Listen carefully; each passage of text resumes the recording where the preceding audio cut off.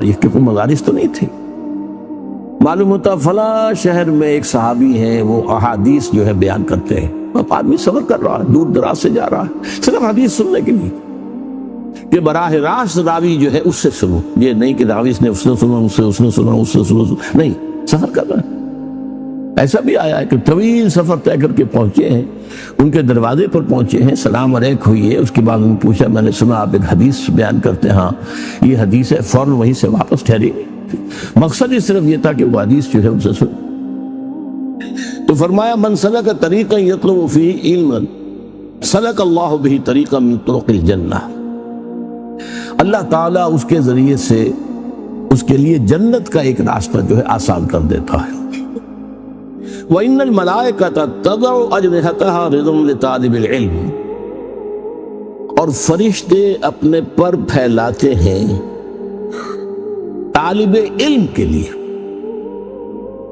ان کی تکریم، ان کے اعزاز، ان کے اکرام، اس کے لیے فرشتے اپنے، جیسے کہ کہا جاتا ہے وَخْفِضْ جَنَاحَكَ لِلْمُؤْمِنِينَ، اہل ایمان کے لیے اپنے کندھوں کو جھکا کر رکھو، تواضع اختیار کرو۔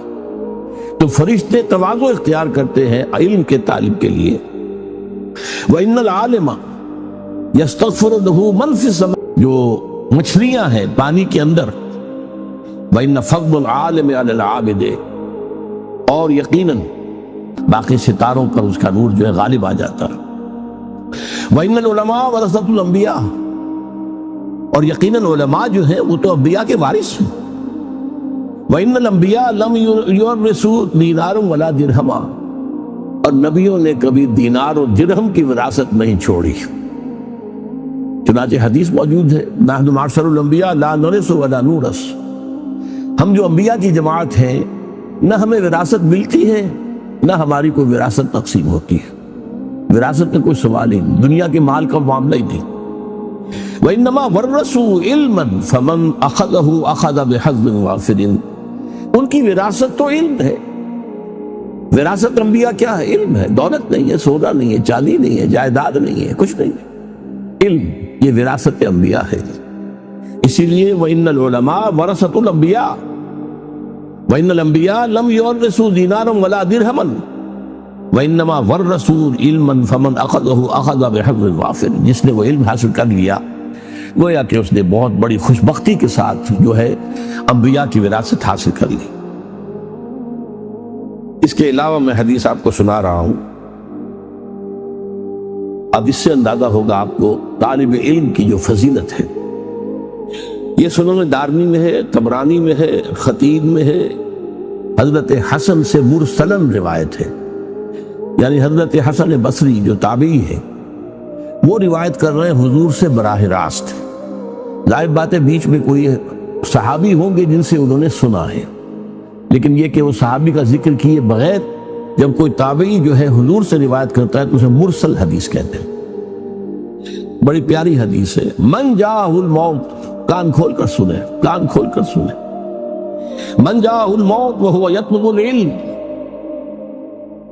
ایک شخص موت آ گئی جبکہ وہ ابھی علم حاصل کر رہا تھا، لِیُحْیِیَ بِهِ الْإِسْلَامَ، لیکن علم کے حصول کا مقصد اسلام کو زندہ کرنا تھا۔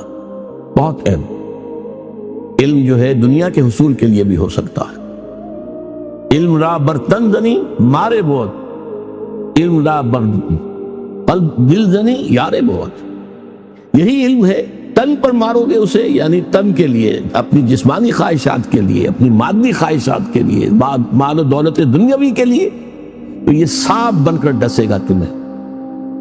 ہاں اسی علم کا محل اور مقام اگر قلب ہو جائے تو یہ تمہارا یار ہے، ساتھی ہے، دوست ہے، قبر میں بھی ہوگا، ساتھ ہوگا، ہر منزل پر تمہارا ساتھ دے گا۔ فرمایا من جاءہ الموت وہو یطلب العلم لیحیی بہ الاسلام، مقصد ہو اسلام کو زندہ کرنا۔ آج کے اعتبار سے غور کیجئے، اسلام اگرچہ مرنے والی شے نہیں ہے، لیکن آج مسلمان کی نسبت اسلام سے بڑھ چکی ہے، ختم ہو چکی، نام کے مسلمان ہے، 1.5 ارب مسلمان ہیں، وہ اسلام کہاں ہے؟ اسلام تو کہیں نہیں، وہ نظام کہاں ہے؟ نظام کہیں نہیں ہے، وہ عزت کہاں ہے جس کو کہ اللہ نے وعدہ کیا تھا ولا تہنوا ولا تحزنوا وانتم الاعلون ان کنتم مؤمنین، بالکل رنج اور غم کو اپنے پاس نہ آنے دو، ہمارا وعدہ ہے تم ہی سب سے اونچے رہو گے، سر بلند رہو گے اگر تم مومن ہو۔ کہاں ہے ایمان؟ ہم تو ذلیل ہیں، خار ہیں۔